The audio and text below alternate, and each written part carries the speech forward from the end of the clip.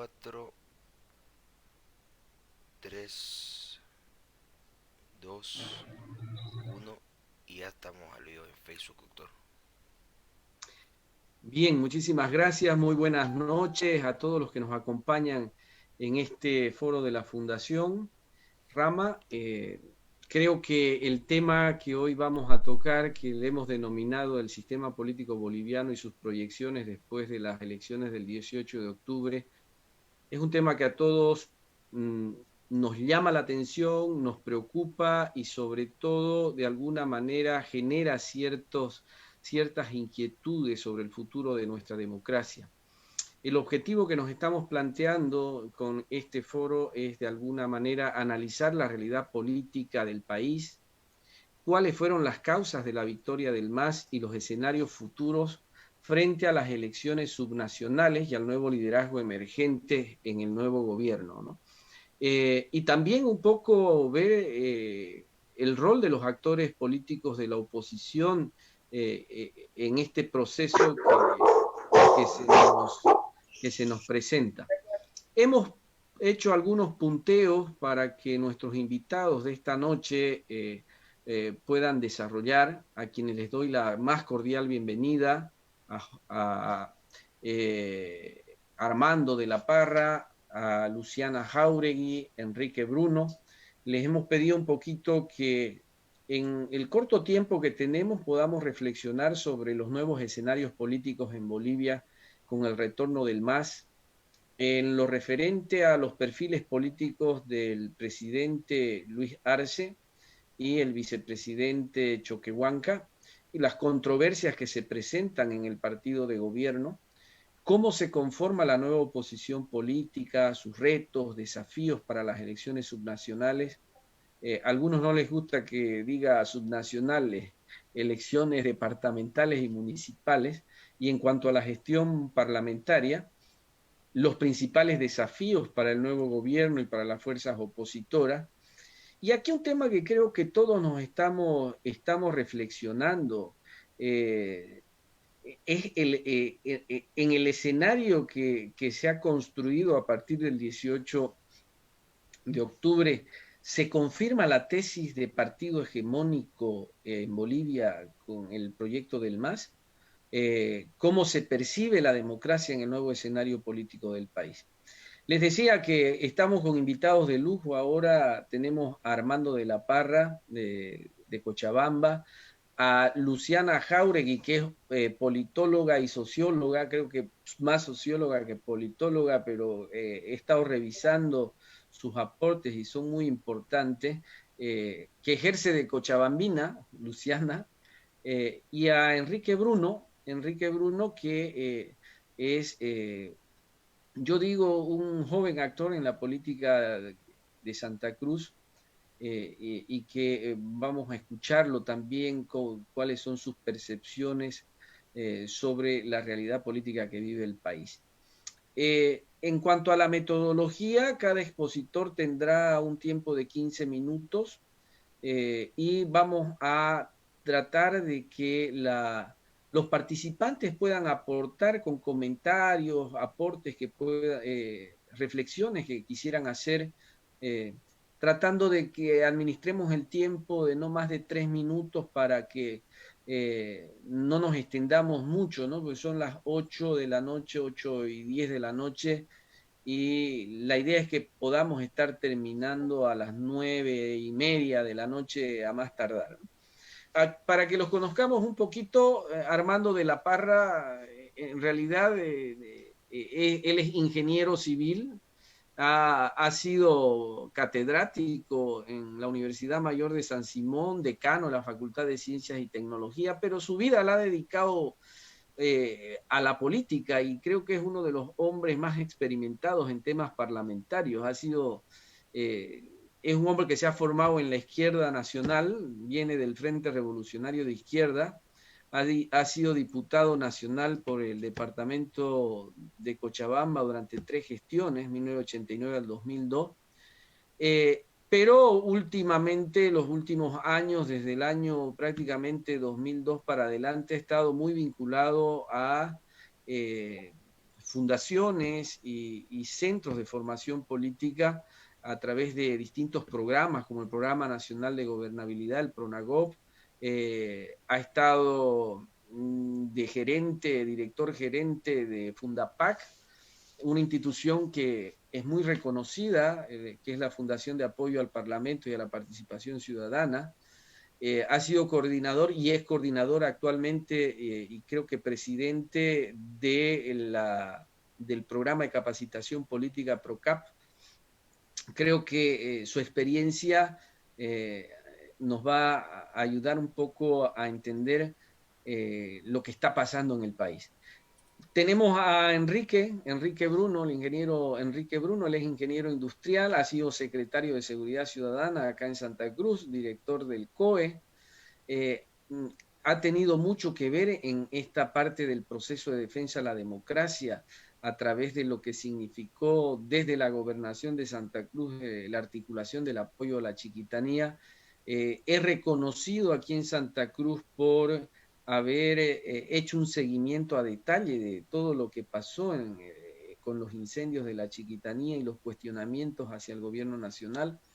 Y ahora está articulando con jóvenes, jóvenes actores interesados en la política, en tratar de construir o apoyar a la construcción del interés por la actividad política en jóvenes valores de acá, del departamento, ¿no? Sobre todo en promover los valores y principios democráticos. Y finalmente tenemos a Luciana Jáuregui. Luciana es socióloga de la Universidad Mayor de San Simón, es magíster en Ciencias Políticas por la Universidad Latinoamericana de Ciencias Sociales de Flaxo, con sede en Ecuador, y ha publicado ya varios libros y artículos que abordan principalmente la relación Estado y sociedad y entre partidos políticos y movimientos sociales. Actualmente cursa el doctorado en Ciencia Política y Sociales en la Universidad Nacional Autónoma de México, la UNAM. Yo les quiero dar la bienvenida a todos ellos, agradecerles por su participación y ayudarnos a reflexionar en esta coyuntura que a todos nos llama la atención y nos preocupa sobre todo por el futuro de la democracia. Siempre los que estudiamos la ciencia política hemos dicho que la democracia se construye a partir de la participación activa y el respeto a ciertos derechos que hacen al ejercicio de la ciudadanía dentro de una sociedad, ¿no? El otro elemento fundamental es que la democracia permite crear sistemas de gobernabilidad, generar espacios de gobernanza a partir del diálogo, la concertación, la generación de espacios para la articulación de políticas públicas, pero sobre todo a partir de la tolerancia, ¿no? De la tolerancia y un poco de la ruptura de ese principio que siempre, al menos en América Latina, la cultura política latinoamericana se nos ha presentado en las tesis amigo-enemigo, ¿no? Y sobre todo en una cultura también altamente caudillista, prebendal, que en realidad nos ha frenado en el desarrollo institucional del sistema democrático. Creo que estas cosas son parte de la dinámica política, no solamente boliviana, sino latinoamericana, y ahora en un sistema político que se articula a nivel internacional, donde hay una corriente que cuestiona estos valores y principios democráticos con los cuales nosotros nos habíamos formado o nos hemos formado y que de alguna manera nos exige a los ciudadanos y a los que estamos en la parte académica articular estos espacios de reflexión para fortalecer la democracia y sobre todo la institucionalidad en una realidad tan compleja como la realidad boliviana en cuanto a su diversidad y a sus intereses. Entonces, sin más preámbulos, vamos a empezar este foro, este conversatorio, yo diría, más que todo un conversatorio, porque la idea es que después de que nuestros expositores hablen, podamos intercambiar todos nuestras percepciones de manera corta con relación a lo que estamos viviendo en el país. Le voy a ceder la palabra a Armando como, no por antigüedad, porque Otra vez. hemos estado en una reunión esta tarde con Armando también compartiendo otros espacios. Armando, tenés la palabra. Adelante. Gracias, Manfred. Un gran saludo a todos los asistentes. Algunos nos conocemos, otros los tengo el gusto de recién conocerlos. Eh, bueno, esta es un espacio que me parece muy importante de desarrollar, ¿no? Sobre todo en el sentido de revalorizar la política. Creo que una tarea muy importante, tanto desde la academia como desde el propio ejercicio de la política, es su revalorización. Es decir, la política está muy devaluada, la gente tiene ideas muy negativas sobre la política y sobre todo sobre aquello que se ha venido a llamar los políticos, que son la gente que se preocupa de participar en política, y cuando los políticos son pues en realidad aquellos y aquellas personas que se preocupan del conjunto de la sociedad y no solamente de sus intereses personales, ¿no es cierto? Pero por diferentes circunstancias esto está muy devaluado, digamos, y creo que vale la pena no perder oportunidad en todos estos foros y sobre todo en una situación actual que es una situación realmente de crisis, aprovechar que esta crisis sea también una oportunidad para revalorizar la política. Manfredo me ha dejado 3 preguntas para tratar de orientar la participación. Yo me imagino que los coparticipantes van a tener también otras. Y me dice 3 preguntas a ver que son claves en este momento.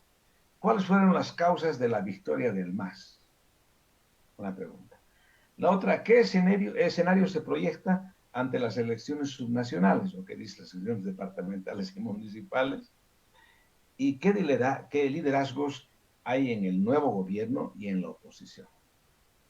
Claro, esas son preguntas que nadie las puede responder al 100%, entonces cada uno iremos aportando algunas ideas sobre este temática.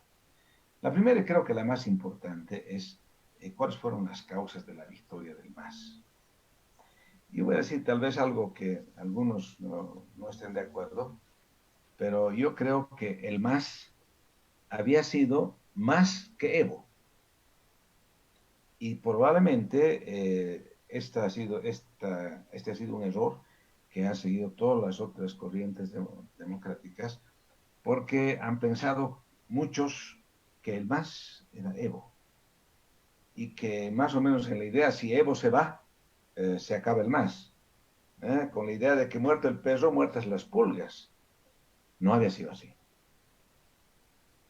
El MAS no era solamente Evo. Y como nos ha demostrado la práctica con la que hemos estado confrontados, ha ganado una elección. Pero es todas las cosas que le han antecedido a esta elección. El 55% puede ser que esté exagerado por algún motivo, haya algún tipo de trampa, lo que fuera. Todos están, pero de que ganó, ganó. El que perdió fue el Evo. Evo Morales perdió las elecciones del año pasado, porque no llegó ni de lejos a la votación que ha tenido Luis Arce, pero que además encima esa elección estaba plagada de fraudes y cosas, o sea que es posible que el mismo Evo no haya alcanzado ni siquiera el 40% de la votación. Perdió Evo. Y claro, el deterioro del Evo era evidente, ¿no es cierto? Durante todo ese último tiempo, a partir del 21F, ha sido un deterioro de su imagen, de su liderato, de todo. Han venido problemas de corrupción de los que ha sido acusado, la pedofilia, en fin, una cantidad enorme de cosas que han ido debilitando la Ya imagen del caudillo. que tenía que, era 7 menos cuarto ya, más de media hora tarde. Pero Hola. Allá. Entonces, se ha ido debilitando esa imagen del caudillo. Y eso evidentemente ha funcionado y Evo perdió. Pero en la elección del año pasado perdió Evo, pero nadie ganó. ¿No es cierto? Entonces lo que ocurrió es que se proyectó una posibilidad, además fue la intención misma de la oposición al MAS, no era ganar, sino llegar al segundo lugar para intentar una segunda vuelta. Tal vez ese fue uno de los grandes errores de la candidatura de Carlos Mesa. Carlos Mesa nunca se ha presentado como el candidato ganador, sino como el segundo para ganar en segunda vuelta, obligando a que el resto, en la idea de que el resto obligadamente iba a votar por él en la segunda vuelta para librarse del MAS probablemente. Entonces fue un gran error. Lo que pasa es que el Evo perdió, pero no solamente perdió la elección, pero también perdió el apoyo. Los principales factores de poder sobre los cuales se estaba apoyando su gobierno, que eran sus bases sociales, las organizaciones de base, las Fuerzas Armadas, la policía, por turno todos le pidieron que se retire. Inclusive la COP, la policía empezó con el motín y finalmente las Fuerzas Armadas y Evo tiene que irse. Entonces él fue el gran perdedor en esa elección. Pero, ¿qué pasó después? Salió del país, pero no se fue, con Evo no se fue pues el MAS. En el país se quedó instalada toda una estructura de gobierno que había sido armada durante 14 años y que tenía todo el poder en las manos, el verdadero poder en las manos. Empezando lógicamente del Parlamento, donde el MAS tenía los 2 tercios y que por algunas situaciones muy coyunturales y probablemente también debido a algunas contradicciones internas en el MAS, no reaccionaron suficientemente para parar la sucesión o para lograr una sucesión por la vía constitucional que incluya a los 2 tercios del MAS. Pero estaba ahí el poder. Estaba en todas las instituciones del Estado. En 14 años, ¿cuántos son los puestos públicos que controlan la administración del Estado? Creo que son algo de 5.000. ¿No es cierto? Un gobierno de transición con la tarea de convocar a nuevas elecciones no podía haber, y además en un plazo brevísimo, ¿no es cierto? Van desde noviembre hasta mayo. En mayo tendría que haberse concluido ese gobierno. En ese plazo brevísimo de menos de medio año no podía, pues, desarmar todo el aparataje que estaba armado. No solamente la administración central del Estado, sino también y sobre todo los municipios. El MAS tenía el poder de 227 municipios de los 339 del país. Entonces, en todas partes está la presencia. Y eso se ha notado en todo momento. Por eso que, si bien tuvieron un momento de retroceso, sin embargo, muy rápidamente fueron recuperando la iniciativa y empezaron nuevamente a gobernar. Porque durante todo el tiempo de la transición de Yanine Áñez, el MAS ha gobernado, y ha gobernado desde el Parlamento, ¿cierto? Y ha gobernado desde las bases sociales. Han hecho finalmente las únicas instancias en las que la gente opositora, además, todavía tenía algo de esperanza, era en que la policía boliviana responda directamente al gobierno y que las Fuerzas Armadas no retornen al apoyo que antes le dieron siempre al gobierno. En todo esto, en toda esta situación, sin embargo, la oposición no proyectó lideratos reales y menos propuestas. En realidad, todo el tiempo, todo este periodo de transición, las elecciones que se proyectaron primero para mayo y se postergaron hasta noviembre o hasta octubre, No había ninguna propuesta nueva, sino era siempre el mismo discurso de reemplazar al MAS y caer sobre los errores que había cometido el MAS. No había un liderato.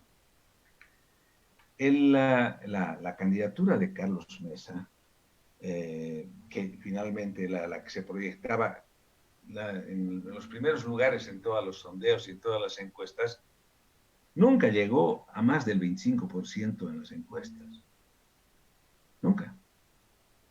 Sí tuvo circunstancialmente una votación bastante mayor en las elecciones de octubre del año pasado, pero fue por la coyuntura, por las circunstancias.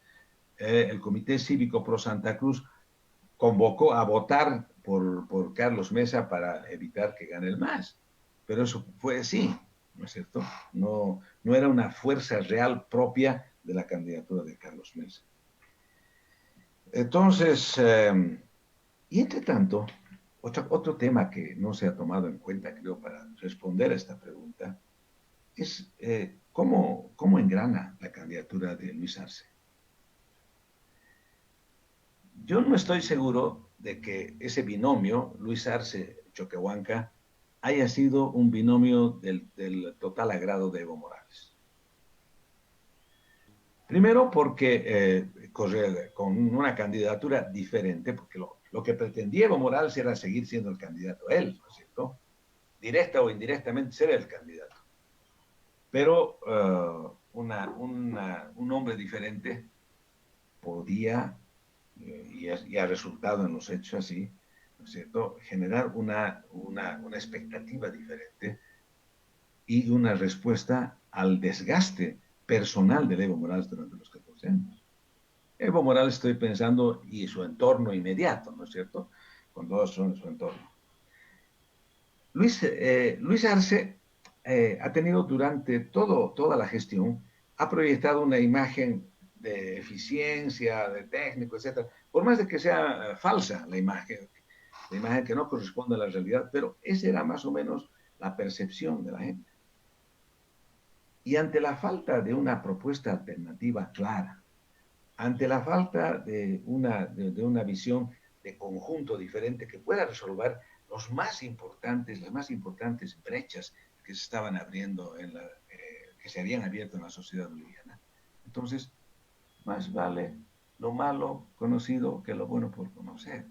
Esa ha sido un poco la reacción de buena cantidad de gente que en las encuestas aparecían en primera instancia con la posibilidad de convertirse en voto hacia la oposición, pero que nunca fue explícito.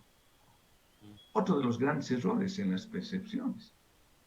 En todas las encuestas que ha habido en todo el tiempo previo, ¿quién tenía la mayor cantidad de preferencia? No sabe, no responde, indecisos, blancos, nulos. Estaban por encima de Arce Catacora, por encima de Carlos Mesa, por encima de Luis Fernando Camacho, por encima de todos. Y de lejos. Entonces eso nos podía dar una idea de más o menos cuál era el sentimiento de la gente. Ahí no había un enamoramiento, pero había sí una base social firme, un núcleo duro, más fuerte y más firme que correspondía a la candidatura del MAS. Entonces puede ser de que estos indecisos, estos que aparecían en las encuestas como indecisos, hayan sido parte del voto oculto. Y gente que no quería responder, voy a votar por el MAS, porque el MAS en ese momento, o el levismo en ese momento, estaba en desgracia. Pero estaba esperando que haya una alternativa y parece que Arce Catacora se presentó para mucha gente, sobre todo las clases medias urbanas, digamos, todas aquellas clases medias que subieron a ese nivel durante los 14 años del gobierno del MAS. Entonces, y que además veía en el futuro el peligro de poder volver a retroceder. Entonces, si no, he subido aquí y puede ser que continúe con este régimen. Entonces, y por el otro lado, creo que la otra contradicción que se puede ver muy claramente en esta candidatura es con David Choquehuanca. hace mucho tiempo que David Choquehuanca está bastante alejado del ámbito directo de influencia de Evo Morales. Por sus propias razones, ya es otro tema aparte, hay que analizar cuáles son las bases y cuáles son las potencialidades que puede tener David Choquehuanca, pero de algo que sí es cierto es que él estaba más lejos de Evo que el propio Arce Catacora. Arce Catacora siempre ha sido ministro, o sea, era el subordinado del Evo, ¿no es cierto? Era su ministro, y bueno, y estaba siempre ha vivido bajo la sombra de Evo Morales. No podía proyectarse él muy directamente, abiertamente, como una alternativa a Evo Morales. Nunca se ha presentado como tal, pero la gente lo ha interpretado así. Y por Te eso, quedan no, 5 minutos, Armando. ya, estamos entonces. Escucha, pues no digo. Eh, entonces nos quedamos con la primera pregunta nomás, pues, Manfredo, ¿no? Después vamos a hablar de las otras cosas. Sin embargo, efectivamente, al interior del gobierno del MAS, en este momento todavía no se puede percibir una línea definitiva. Yo creo que hay por lo menos tres tendencias en este momento dentro del gobierno del MAS. Hay una tendencia supuestamente moderada que probablemente esté tratando de imponerse alrededor de la figura del presidente o del poder del presidente de Arce Catacora. Hay la tendencia radical dirigida desde el Chapare por Evo Morales, y hay la tendencia del indigenismo de David Choquehuanca, que efectivamente está prácticamente confinado solamente a la zona del altiplano boliviano. Y estas tres tendencias están, no sé si en lucha, pero por lo menos en competencia en este momento, ¿no? Vamos a ver todavía cómo se van a ir definiendo cómo se va a ir definiendo la distribución de las cuotas de poder al interior del gobierno. Todavía no está totalmente definido, pero están en competencia. Y la persona que seguramente está más preocupada y más incómoda desde el Chapare es Evo Morales, porque hasta ahora no se ha presentado lo que él pretendía. Él pretendía volver y ser proclamado presidente, ¿no? Esa era, yo creo que era su verdadera esperanza, pero no ha ocurrido eso. Ha ido allí, ha tenido un gran recibimiento, han armado una gran parafernalia en su recibimiento en el Chapare, pero ahí quedó. Entonces, yo creo que algo importante que tenemos que tomar en cuenta ahora es que hay no es lucha todavía, pero hay una competencia de tendencias al interior del gobierno. Mientras en la oposición no hay nada. La oposición está en este momento mucho más dividida que antes. Y no hay un liderato que en este momento proponga alternativas. Peor en una situación como la que se viene, una competencia de las elecciones departamentales y municipales, donde existe la posibilidad de que cada uno se disperse por su municipio o por su departamento, ¿no? Como no hay un liderato nacional que pueda plantear una línea de convergencia, ¿no es cierto?, para hacer frente no solamente a las candidaturas del MAS, sino para hacer frente a los grandes desafíos que se vienen en este momento. Pero las posibilidades, cómo se proyectan las posibilidades, son muy pobres para la oposición. El MAS ha ganado ahora en las elecciones nacionales en 296 de los 339 municipios. Y antes ganó 227 municipios para los gobiernos municipales, pero en esta elección nacional se ha ganado en 296 municipios.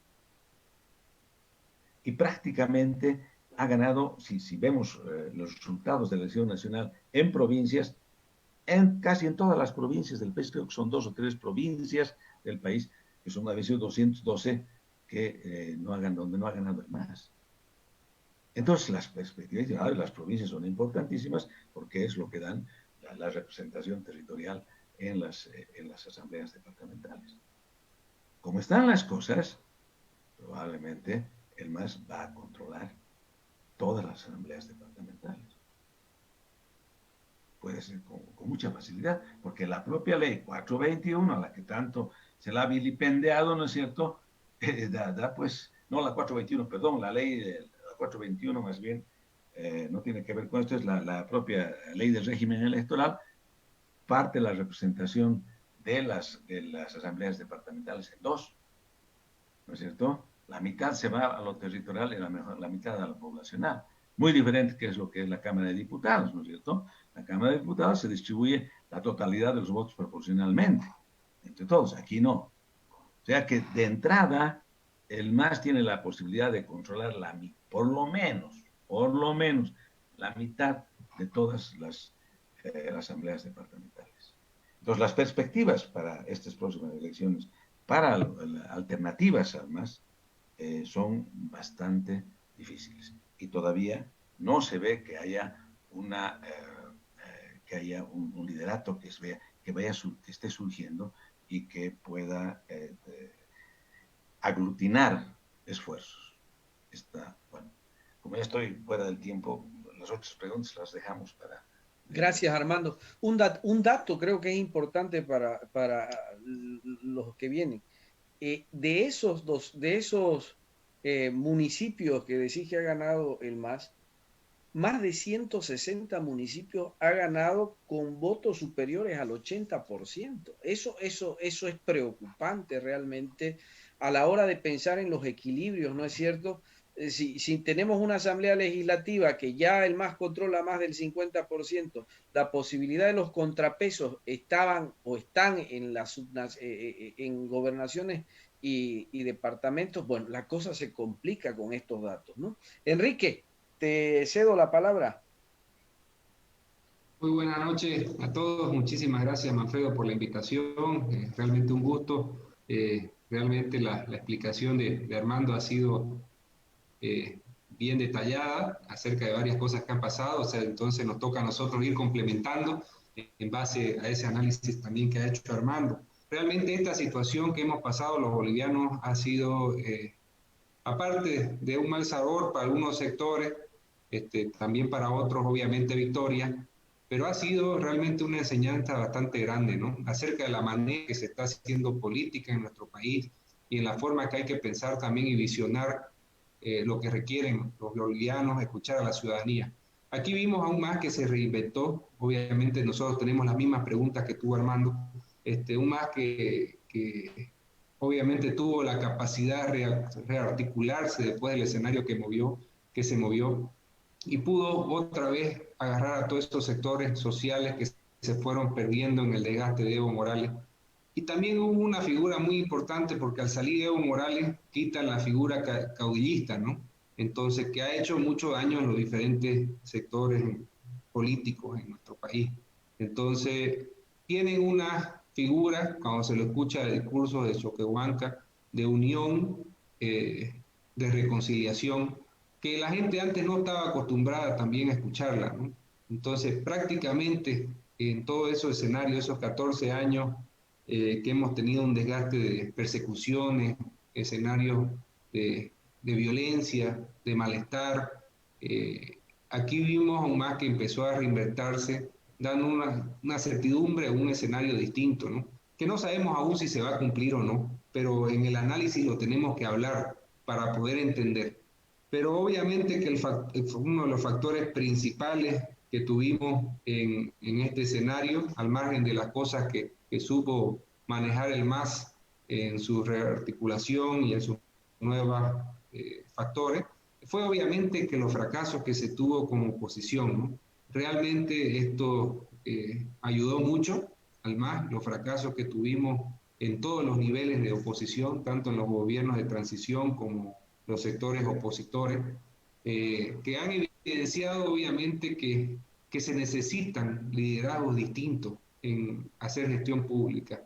Hemos visto una falta de ética profesional, parte de lo que se ha vivido en todas estas emergencias, el COVID, situación tan crítica, ha venido acompañada una crisis de salud con la crisis política, la crisis económica que ya venía a reducción por la bajada de los hidrocarburos.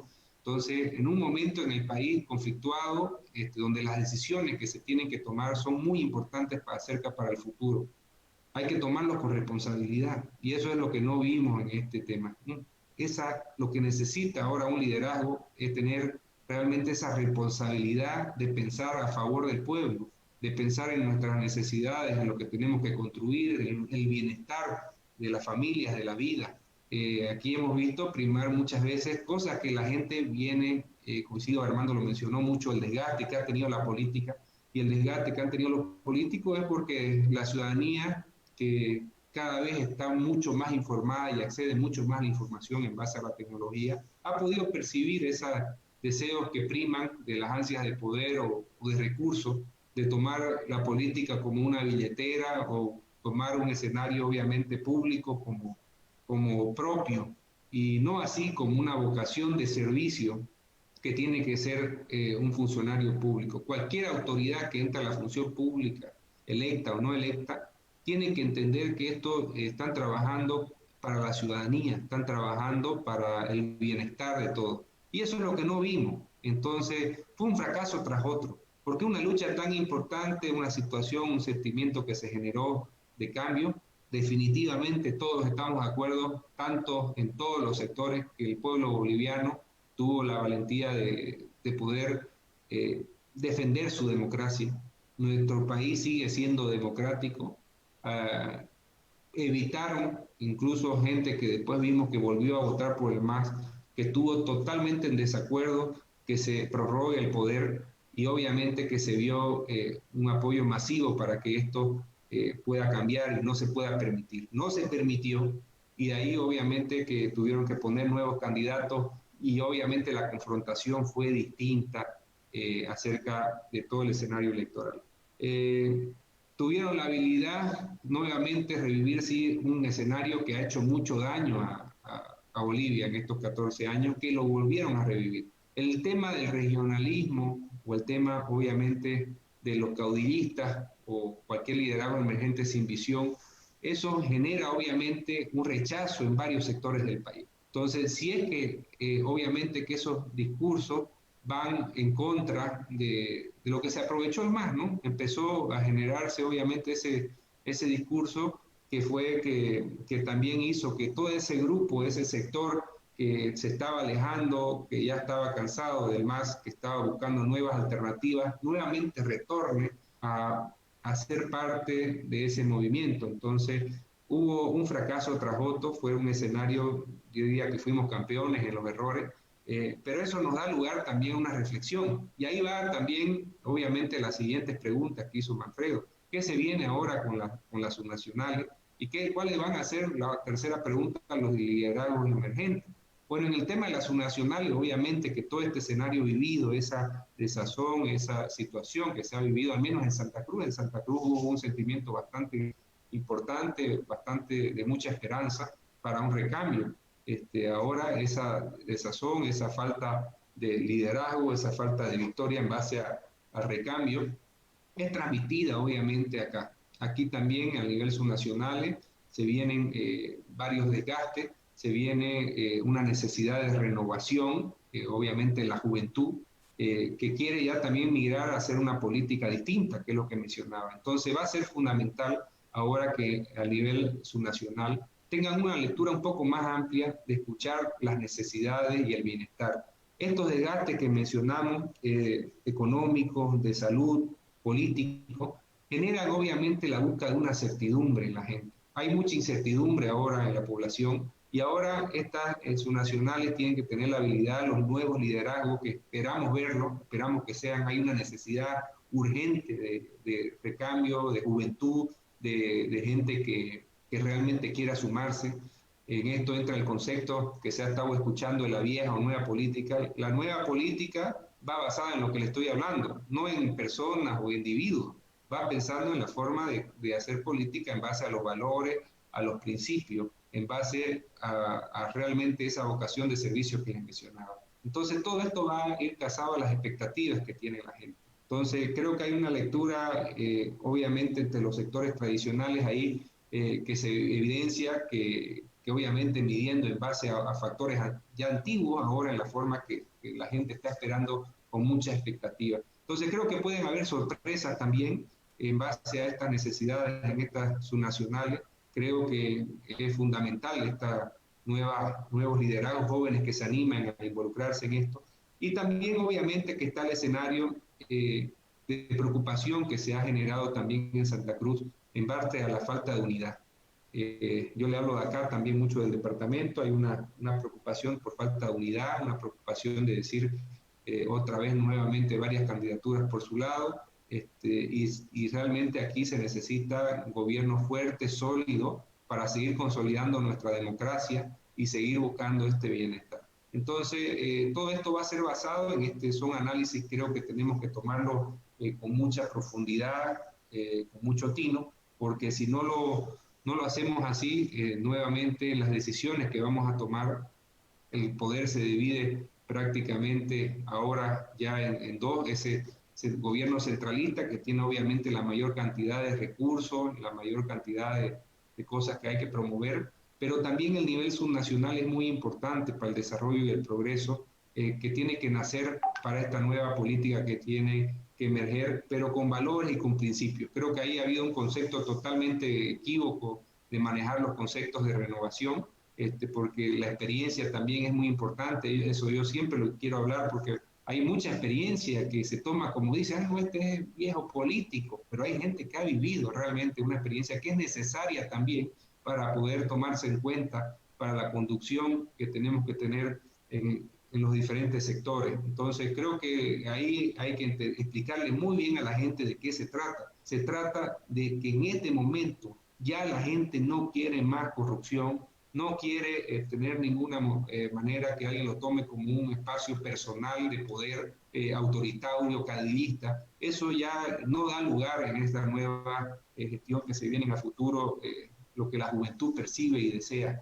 Entonces hay que explicarlo de esa manera, porque buscando unidad, buscando unir a todos los sectores, no solamente partidarios, hay que hablar de la ciudadanía que necesita ser escuchada. Ahí podemos construir. Yo lo veo con mucha esperanza, porque a pesar de toda esta incertidumbre, de estos escenarios de tanto dolor, sufrimiento que se ha tenido, hemos visto mucha gente afectada por esta pandemia del coronavirus, por la economía, morir familiares cercanos, quizás de algunas personas que se han muerto. Entonces esa humanidad, esa situación que nos lleva de ver también los escenarios que se han tenido en países vecinos, que han cometido muchos errores que nos han llevado a una pobreza extrema. Nosotros en Bolivia tenemos la oportunidad de ver esos escenarios y de poder haber aprendido de estos errores recientes y también aprendido de los errores pasados de los vecinos. Entonces, todavía a nivel subnacional hay que tomarlo con mucha seriedad porque tenemos que hacer una unión, una unificación para poder trabajar en el progreso. A niveles departamentales tiene que haber una conectividad, obviamente, para poder progresar en todos los sectores productivos, sectores obviamente de salud, dar bienestar a la población, y las alcaldías que también se convierten como la casa principal donde se hace también, no hay que descuidar mucho la cultura, el incentivo al deporte, incentivo a la música, al estudio, a los sectores productivos. Entonces creo que ese contenido que hay que estudiar obviamente en base a las necesidades tienen que dar en estas nuevas elecciones, en estas subnacionales. La gente ya no quiere un discurso solamente de lucha, sino tenemos que ir a algo más profundo y entrar, digamos, a un contexto de trabajo y de desarrollo. Básicamente, Manfredo, ese sería mi aporte ahora y podemos seguir interactuando a medida que vamos avanzando. Gracias. Gracias, Enrique. Aquí hay un tema que es interesante que lo mencionaba Enrique. A ver, Luciana, creo que podrías un poquito tocarlo. Se habla mucho de la vieja política, ¿no? Y a veces uno se lleva la sorpresa cuando se entiende, cuando se ve, y hemos tenido la experiencia del gobierno transitorio, que mucha gente joven entró al gobierno con las viejas prácticas. O sea, aquello que se criticaba de la vieja política terminó siendo la práctica de los jóvenes. Y un simple detalle, hicimos un taller en el Beni hace unos 2, 3 años, y le preguntábamos a los jóvenes bachilleres, qué les gustaría hacer a futuro. Todos querían ser políticos porque creían que era la forma más fácil de hacerse rico. O sea, esa concepción de jóvenes de 18 años que ahora están entre los 25, 30 años, son los nuevos actores políticos. ¿A qué se debe todo esto, Luciana? Tienes la palabra. Sí, gracias. Buenas noches a todos, Armando, Enrique, igual Manfredo, también a todos los que nos escuchan. Gracias por la invitación. Bueno, yo comparto varias cosas de las que ha dicho Armando, quizás voy a tratar de complementar en ese sentido y también un poco aportar a la pregunta que tú hacías, Manfredo. Yo creo que efectivamente es muy curioso porque estamos hablando de solamente un año de tiempo, pero han pasado dos cosas y parecen dos países diferentes, ¿no? Entonces, la posibilidad de explicar cómo es posible que el movimiento al socialismo haya sido rebasado por una movilización ciudadana, sacado del gobierno, etcétera, y luego haya vuelto con una mayoría, con un porcentaje muy contundente, ¿no? Entonces, habla de una dificultad muy seria para explicar, tal vez en una suerte de profundizar en la complejidad y en la multiplicidad de capas en el análisis que nos permita dar cuenta de qué es lo que ha pasado en este tiempo. Yo creo que si pensamos en la elección, sin duda, de alguna forma salda una coyuntura crítica que se remite hasta el 21F, ¿no? El 21F inicia quizás un nuevo ciclo político en la larga gestión del MAS, en la que se empieza a ver un proceso de erosión de su hegemonía. Y es una erosión hegemónica que, antes que con su proyecto político, en mi opinión, tiene que ver con una crisis por arriba, que es una crisis del modelo de gestión del poder al interior del MAS, que es impugnada dentro y fuera del MAS, ¿no? Esto va a explicar cómo el MAS va a perder la calle. Ustedes saben que la tradición histórica del MAS se ha fundado principalmente a partir de las movilizaciones de los 90, cocaleras, etcétera, y ha sido un rasgo durante todo su gobierno, ¿no? El combinar movilización y gobierno. Sin embargo, a partir del 21F se erosiona incluso las propias organizaciones sociales que conforman el MAS y todo el pacto corporativo que hay adentro. Se abre muchas fisuras, primero con los pueblos indígenas, por ejemplo, a partir de los proyectos extractivos, después a partir de las tensiones internas por la distribución de espacios de representación política, bienes públicos y todas las disputas corporativas que abren un escenario de debilidad ya de por sí para el propio MAS. Hacia afuera, en cambio, va a pasar otro movimiento interesante, que es precisamente la debilidad del MAS y los intentos por la reelección de Evo Morales, los que habilitan una ventana de oportunidad política para la recomposición de las fuerzas de oposición. Ustedes saben que las fuerzas de oposición durante todas estas gestiones de gobierno habían estado totalmente debilitadas, salvo en el año 2009, que ha habido todos estos conflictos por la Asamblea Constituyente, etcétera. Después, en cambio, estaban fraccionadas, ¿no? Algunos negociaron por el MAS, otros eran más radicales, más moderados, ¿no? En cambio, a partir del 21F es posible comprender una suerte de recomposición de la oposición política con una suerte de capacidad de interpelación al proyecto del MAS. Lo curioso, en mi opinión, es que se va a tratar de una interpelación que opera por fuera de los canales institucionales, ¿no? Es una oposición que viene desde la sociedad civil, tanto a través de plataformas ciudadanas, movimientos de jóvenes, los comités cívicos, etcétera.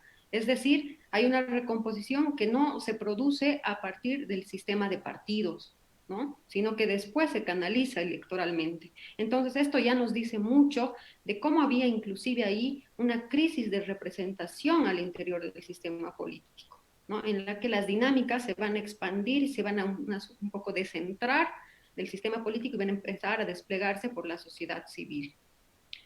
Quizás la gran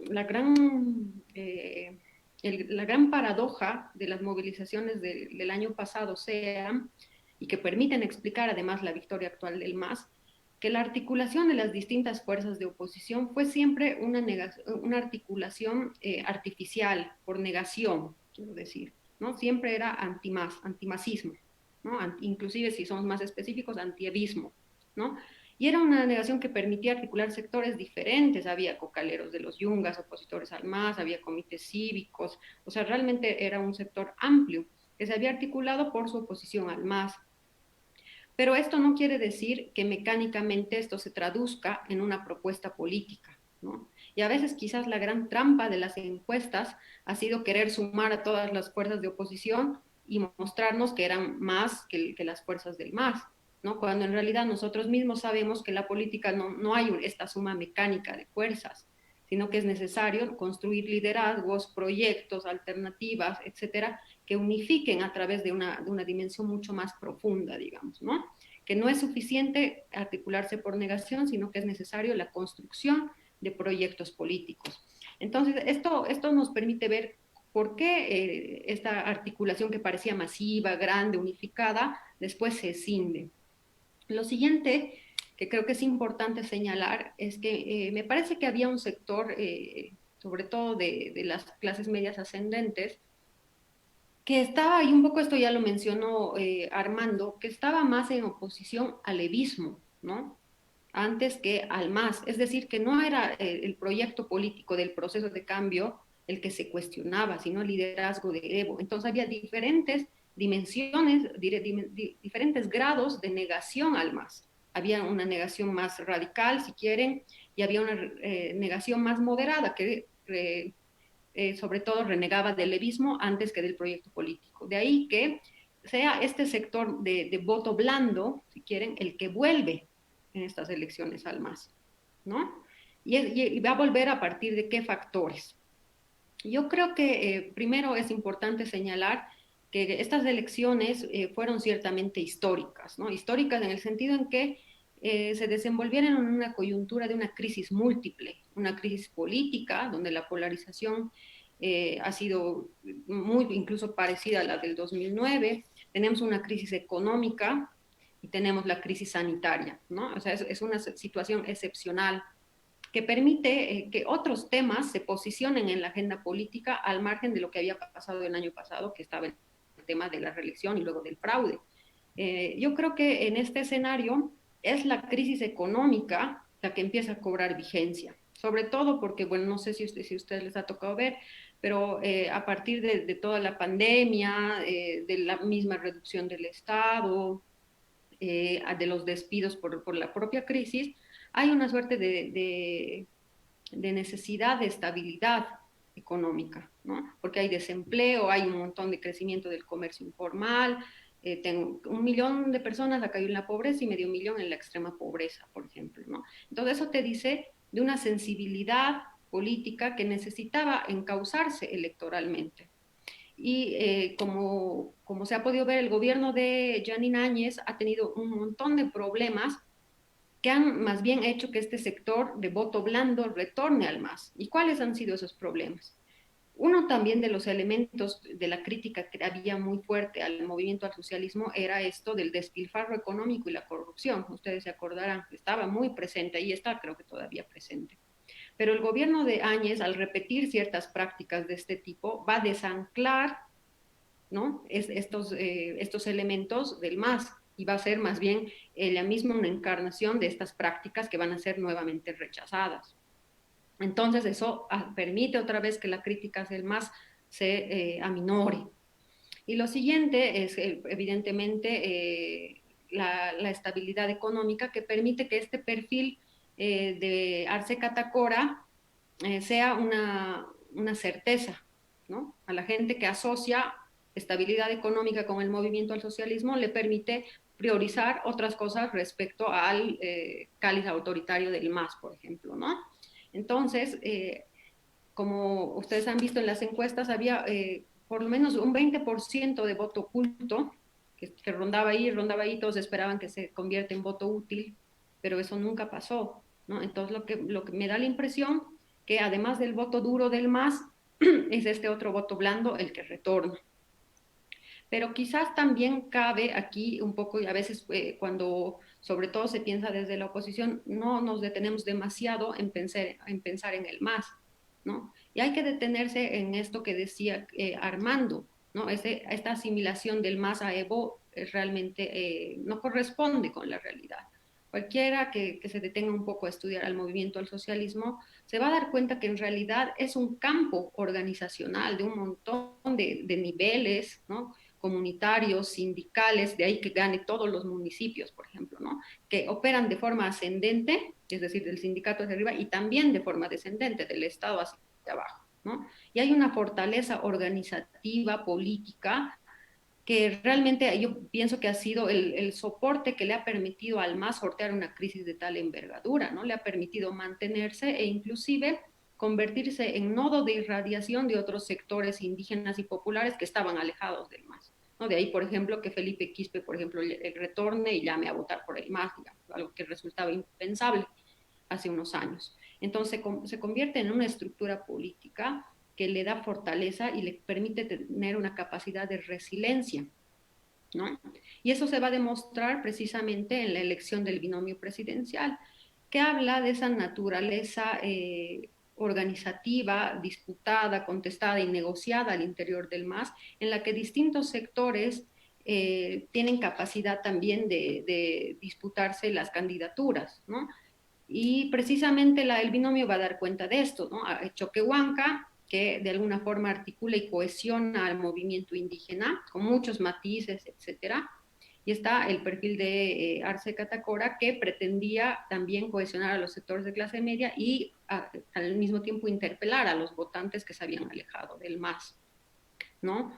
Eso no quiere decir que ahora mismo ustedes lo han podido ver, hay un montón de pugnas internas, que bueno, voy a volver sobre eso un poquito al terminar, pero que te da cuenta de esa capacidad del movimiento al socialismo de dinamizarse, de renegociar sus propios acuerdos, ¿no? A tal punto de alguna forma desplazar un poco, al menos parcialmente, a Evo Morales. Entonces es parte también de esa su fortaleza. Yo creo que si podemos pensar un poco en la victoria del MAS, hay que considerar al menos tres factores. Yo creo que primero hay un fraccionamiento entre las figuras de oposición, ¿no? Y hay un fraccionamiento que no se traduce solamente en fuerzas partidarias diferentes, ¿no? No es solamente comunidad ciudadana, creemos, sino que realmente no logran cohesionar un proyecto político ni un liderazgo, ¿no? Luis Fernando Camacho no puede trascender de Santa Cruz y, por ejemplo, Carlos Mesa no puede ingresar a Santa Cruz, ¿no? ¿Por qué? O sea, más allá de las tensiones partidarias, hay sensibilidades políticas marcadas por clivajes sociales, regionales, etcétera, que de momento les están imposibilitando llegar más allá. Al mismo tiempo, ustedes mejor que yo deben saber que cada departamento está en sí mismo viviendo su propia recomposición del poder regionalmente, ¿no? En Santa Cruz ya vemos que hay un montón de tensiones, grupos en disputa, más ahora con las elecciones subnacionales. En Cochabamba también, sobre todo porque hay harta vacancia, ¿no?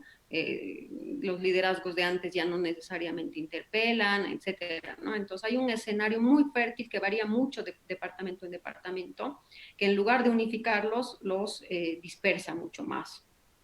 Después yo diría que hay que decirlo siempre, que los proyectos políticos de la oposición fueron en cierto modo endogámicos, ¿no? Es decir, se limitaron a hablar a su propio electorado, ¿no?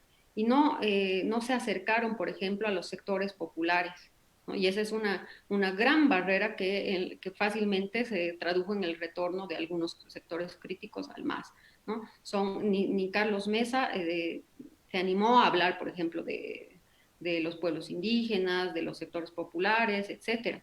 Y aunque a veces eso parece relativo, yo me animaría a decir incluso que este fue un factor importante para la victoria del MAS, el voto identitario, ¿no? Este voto, porque ustedes saben que había toda una cosa alrededor de la huipala, etcétera, etcétera, ¿no? El agravio moral frente a los pueblos indígenas se tradujo en un voto identitario a favor del MAS, ¿no? Permitió cohesionar y votar unificadamente alrededor del MAS. Entonces, ¿eso qué nos dice? Que los proyectos políticos de oposición no tuvieron la capacidad de recoger estas otras aspiraciones de sectores más allá de los círculos sociales a los que apelaban. Y tal vez creo que es la gran lección para ir pensando. Me parece, no estoy muy seguro, ustedes me dirán porque conocen mejor el caso de Santa Cruz, que había esos intentos un poco con Luis Fernando Camacho, que quizás en el departamento logró desplazarse un poco mejor, acercándose a otros, o abriendo un poco su núcleo de irradiación, pero eso no se manifestó nacionalmente. Y creo que es una gran lección para la oposición. Después, entonces, bueno, tenemos el agravio, el voto económico, hay una rearticulación de las organizaciones sociales. Quizás también hay que decir que el voto del MAS, a pesar de lo cohesionado que parezca, me parece que tiene dos niveles y hay que saberlos leer porque se van a ir moviendo en las elecciones subnacionales. Hay un voto duro y hay un voto blando y esto se va a ir moviendo en función de las articulaciones, de las pugnas, de las disputas. De momento, porque había digamos, una oposición contra la cual disputar, ha operado de forma cohesionada, pero el escenario subnacional abre, yo creo, un campo de luchas al interior. Bueno, en ese sentido, yo diría que ¿en qué ha quedado finalmente, digamos, todo esto? Ya voy a tratar de cerrar para no extenderme.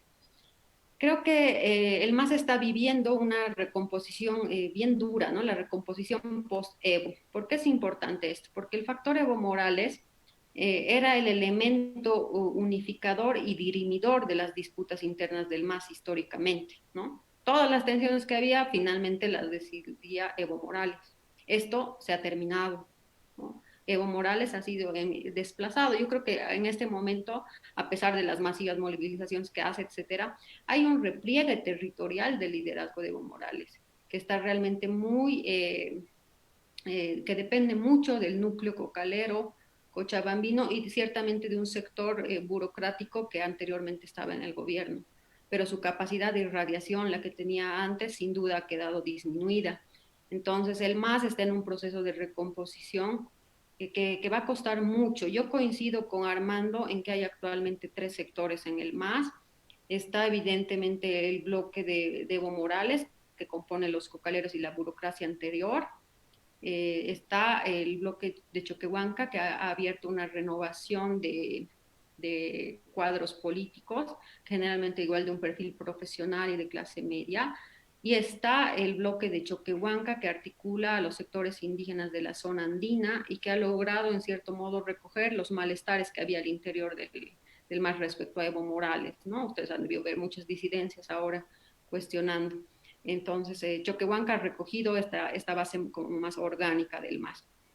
Y estas van a entrar, yo creo, en permanente disputa a propósito de las elecciones subnacionales. Van a haber muchas pugnas corporativas por espacios de representación, liderazgos en pugna, porque también hay intentos de recambios generacionales al interior del MAS y que van a ser también resistidos por los liderazgos antiguos.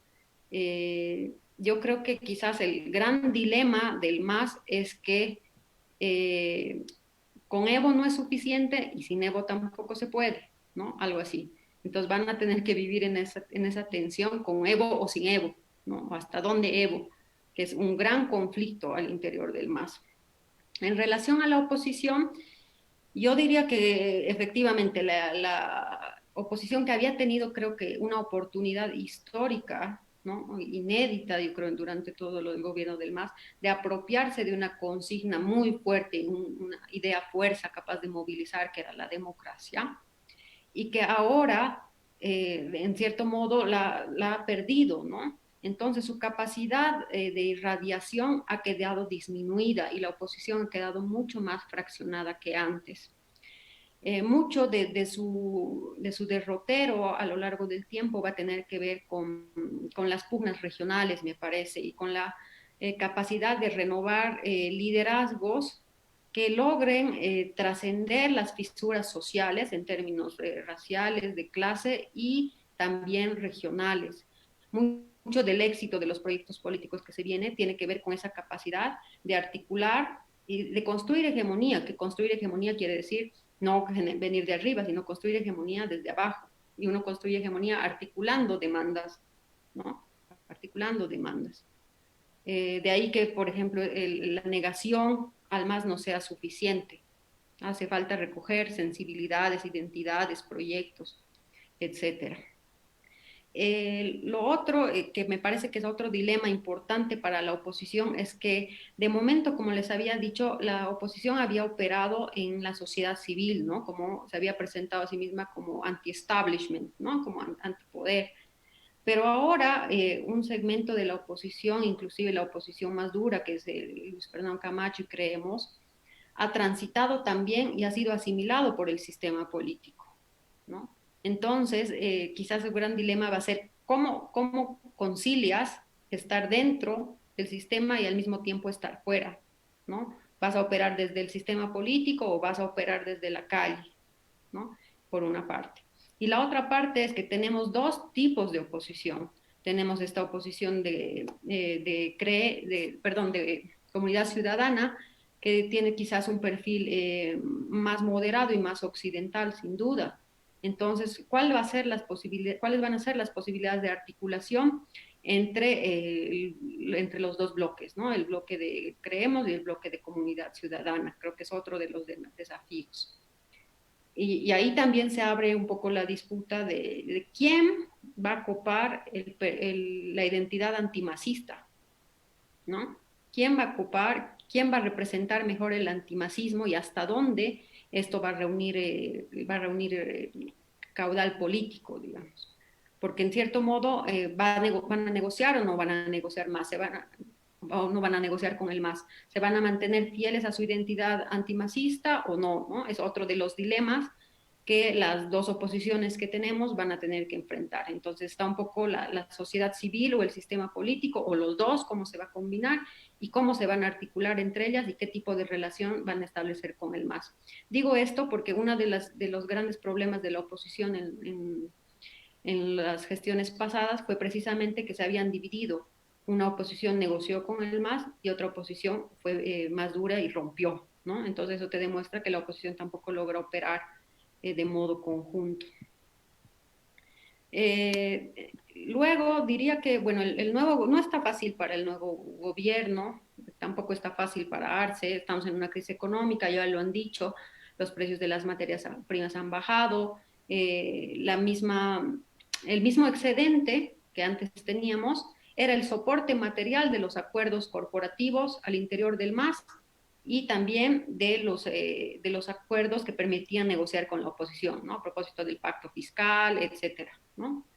Ahora no tenemos ese excedente. Entonces me parece que el gran problema actual va a ser quién se va a hacer cargo de la crisis económica. Sobre esto van a estar las fisuras políticas, ¿no? ¿Cómo repartes los pesos de la crisis económica según los sectores sociales y políticos? Creo que ahí va a estar el gran dilema del nuevo gobierno. Después, evidentemente, en términos ya más políticos, hay un contexto de polarización, que si bien yo creo que la oposición ha quedado disminuida, es una oposición también mucho más dura, ¿no? Es una oposición dura y que ha mostrado que tiene también capacidad de movilización. Me da la impresión que esto va a ser una constante, ¿no? Que ya hemos visto, ¿no? A propósito de otra vez las denuncias de fraude, etcétera, vuelve a salir a la calle. Cuando hay otro problema, sin duda, va a ser algo permanente, ¿no? Y que hay que ver cómo va a lidiar Arce con esto. Lo otro, evidentemente, es al interior del propio MAS, que ya les había dicho. ¿Cómo va a lidiar Arce con la competencia de liderazgo de Evo Morales y sobre todo cómo va a lograr unificar a los sectores sociales adentro, ¿no? Sobre todo por el contexto subnacional que se viene. Entonces, creo que es un escenario complejo, ¿no? Tenemos crisis económica y una crisis política que se abre no solamente entre los dos bloques más anti-MAS, sino al interior de los bloques sociales mismos. Entonces, creo que estamos en un periodo de recomposición y hay que ver un poco más adelante cómo sedimenta esto. Bueno, dejo ahí y ya seguimos discutiendo. Muchísimas gracias, Luciana. Muy buena participación. Yo creo que hay varios temas que se han comentado, sobre todo la policrisis, ¿no? que se vive dentro del sistema político. En ese sentido, les dejo abierto a ustedes para que puedan hacer sus preguntas, comentarios sobre las participaciones. Walter. ¿Me están escuchando? Sí. Ya.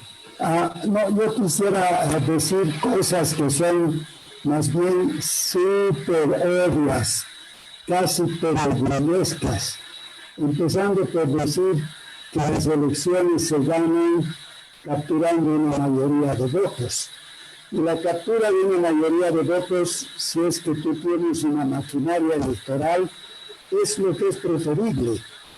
El MAS ha tenido una maquinaria electoral, financiamiento de MAS, cuadros, liderazgo, estructura nacional, tenía la maquinaria. La otra manera era una estrategia que busque el sector del voto que debía conquistarse. Y en eso el análisis me parece también perogrullesco. Hay un 35% del electorado que van a morir votando por el MAS y por el Evo, es el identitario. Y hay otro sector, tal vez 30-35%, que jamás en la vida van a votar por el MAS. Pero al medio hay un buen tercio que es el voto pendular. Los que no tenían una maquinaria política fabulosa como los marxistas, que era Comunidad Ciudadana y Creemos, debieron haberse centrado no en su propia clientela, no en predicar a los conversos, sino en conquistar a este sector pendular de gente que alguna vez había votado por el MAS, en 2005, 2009, que se había alejado por el 21F, por el fraude, por el abuso de poder, por la corrupción, finalmente por los bloqueos que evitaban que llegue el oxígeno, en fin.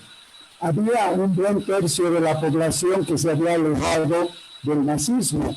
Y eso era clase media tradicional, clase media alta incluso, que alguna vez votó por el MAS, y la clase media emergente, producto de la bonanza económica que repartió Arce Catacora desde el Ministerio de Economía. No hubo, de alguna manera, yo tuve la oportunidad de estar en contacto con Carlos Mesa y de machacar en este tema, pero parece que lo obvio es lo que es menos evidente para la gente. Había que ganar ese voto llamado indeciso, ¿ya?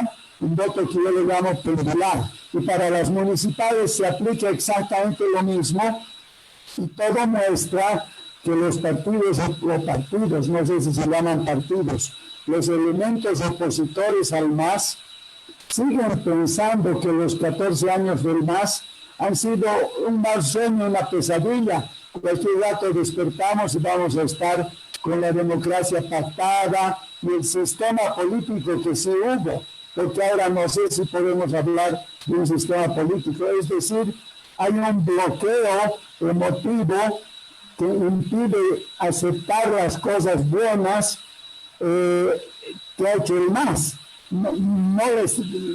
Esa posición al MAS no se puede tragar lo bueno que ha hecho el MAS. Y para capturar a ese voto pendular indeciso, hay que tener la capacidad de decírselo, que lo bueno que ha hecho el MAS es 1, 2, 3, y lo espantosamente dañino que ha hecho es ABC. Y no estoy encontrando que haya habido el aprendizaje de esa lección en las elecciones del 18 de octubre y que esta oposición al MAS está yendo de esa misma manera ciega. Termino diciendo que me parece que si hay alguna posibilidad de que algo se gane en contra de candidatos nazistas, va a depender mucho más de candidaturas locales que del apoyo de comunidad ciudadana o del apoyo de Creemos. Creemos tendrá influencia Santa Cruz, un poco en Baño, otro poco en Tango, pero nada más.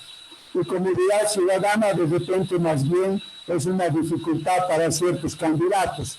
Lo que no quiere decir, por ejemplo, que hay algún candidato que necesite una sigla que se preste a ir con Creemos en Cochabamba o en La Paz, o que vayan, ¿no es cierto?, personas con comunidad ciudadana en Santa Cruz, pero no hay la maquinaria política, no hay esa estructura en comparación con la que tiene el MAS.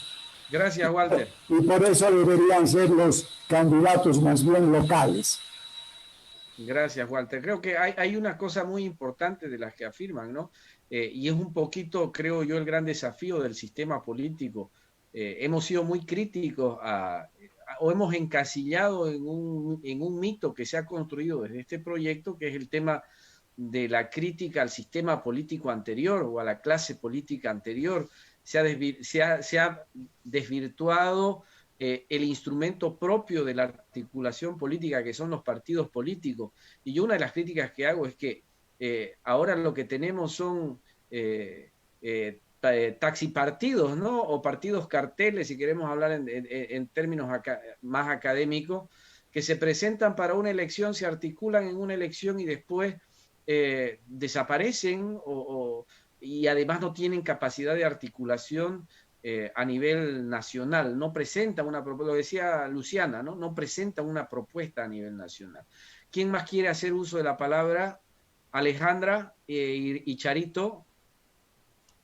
Buenas noches, un saludo a todos los presentes. Quiero señalar, todas las exposiciones han sido bárbaras. Luciana, te has lucido. Primera vez que te escucho y realmente qué placer poder escuchar algo con tanta elocuencia. Yo quiero tocar el punto de la revalorización de la política ahora. Y creo que eso es tremendamente importante. ¿Por qué? Porque se nos ha puesto el chip, la narrativa, de que todos los partidos y que todos los políticos eran malos, corruptos, todo lo peor que podía existir. Tal es así que obviamente cuando hablan dicen es un viejo político, que las viejas mañas y que todo lo demás, cuando en realidad el propio movimiento al socialismo y los partidos de oposición siguen actuando exactamente igual. Uno. Dos, no existe dentro de los partidos de oposición ningún tipo de ideología o filosofía por detrás. No se aglutinan a las personas en función a un paraguas ideológico. Y obviamente también ha quedado en Bolivia muy maltrecho decir soy de derecha, porque queda como que muy mal visto. Por otro lado, yo veo que hay muchos jóvenes, y eso me pasa a partir de la docencia, que quisieran poder estar estudiando ciencias políticas. Y, por ejemplo, acá en Cochabamba no existe una universidad privada que dé solo tienes a San Simón. Las universidades privadas, y debo yo, que pertenezco a una, debo yo criticar, tampoco pone eso en tapete. No existe formación, digamos, alternativa a la pública. ¿Y por qué señalo eso de la pública? En Cochabamba, por lo menos, Manfredo, sé que la Católica tiene en La Paz, pero no tiene la carrera en Cochabamba. Eso es tremendamente importante porque, para empezar, o sea, no tenemos gente capacitada y formada académicamente. Y a partir de eso, yo les voy a señalar que, de acuerdo a mi experiencia como parlamentaria entre el 2010 y el 2015, la diferencia es atroz. ¿Por qué? Porque el movimiento al socialismo llega con gente formada políticamente. Ahora, no solamente tiene la formación política, porque siguen narrativa, siguen una línea, sino que también a partir del sindicalismo que ellos tienen la costumbre, lo que señalaba Luciana, ¿no es cierto?, va de abajo hacia arriba y de arriba hacia abajo. El problema que ha tenido el MAS es que ha habido una rosca que durante muchos años ha estado manejando y no dejaba que esta gente de abajo pueda surgir para arriba. Aquellas cabezas que podían presentarse, tener un futuro político mejor rápidamente, y esto solamente lo estoy diciendo metafóricamente, que quede claro y grabado, no es el que salga en alguna lista el día de mañana, eran metafóricamente degollados, es decir, aquellas personas con una capacidad mayor que podían empezar a tener su propia sombra, eran desplazadas y devueltas a su casa inmediatamente.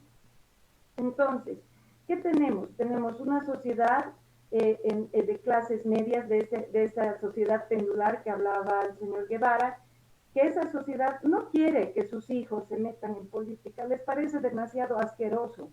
No quieren que se metan, prefieren que sus hijos se vayan lejos del país. Por lo menos esa es mi experiencia.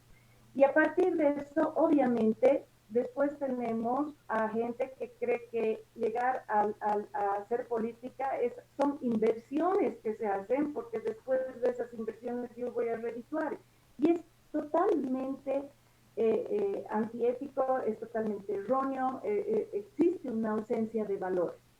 Vuelvo a lo del MAS. El MAS llega con una formación política y es una formación tremendamente fuerte.